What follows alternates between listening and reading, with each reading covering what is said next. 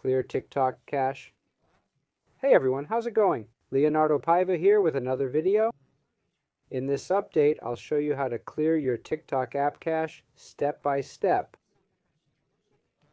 Like these kinds of videos, we've got more like this on the channel.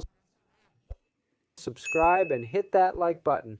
I'm always making videos to help you out. Let's get started, folks. I'm opening TikTok now. Once on your profile, click here. Up top on these three lines, then tap Settings and Privacy at the bottom.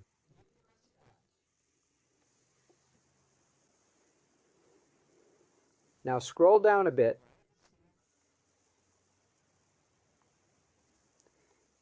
and tap on Free Up Space.